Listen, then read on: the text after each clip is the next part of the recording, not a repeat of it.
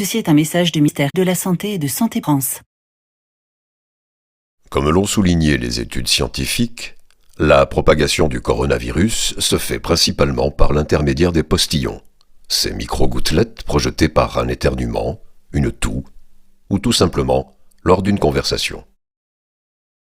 C'est là qu'interviennent les spécialistes du langage, qui ont constaté que dans cette contamination, les voyelles étaient innocentes, alors que plus de la moitié des consonnes étaient engagées dans le processus.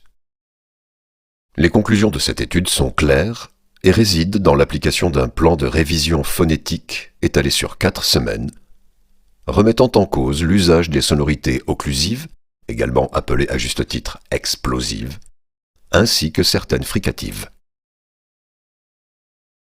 Semaine 1. Suppression des occlusives labiales pe et be, homophie de la nasale me. Conséquence, près de 70% des mostillons sont éliminés et de mlu, on me constater qu'ainsi la diction gagne beaucoup en souplesse. Semaine 2. C'est au tour des occlusives dentales de et te, remplacer par la nasale ne. C'est un meumlu difficile, il faudra un certain an moursi à minuer, mais une semaine devrait suffire. Semaine 3.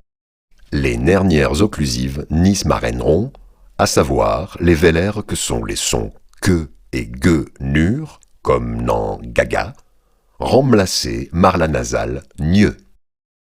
Nous obtiendrons alors un langage moniumlu seigneurisé, ni nevrait mermènre ne réunir la nisnance marière à nianrevinnouz sans nimènre. Semaine 4. Pour finir, la mesure la plus nrasnigne consistera à éliminer le nrum nié frignanive nioninu, feu, ve, se, ze, et ne frignanive chuennan, je et che, oniel rumninura, la rignanir rimran, re.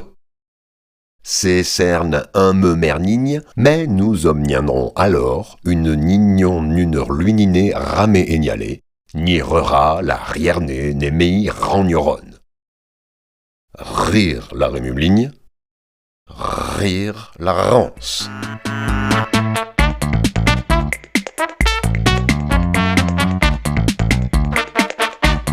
Plus d'informations au 0800 00 000 ou sur bournement.fr.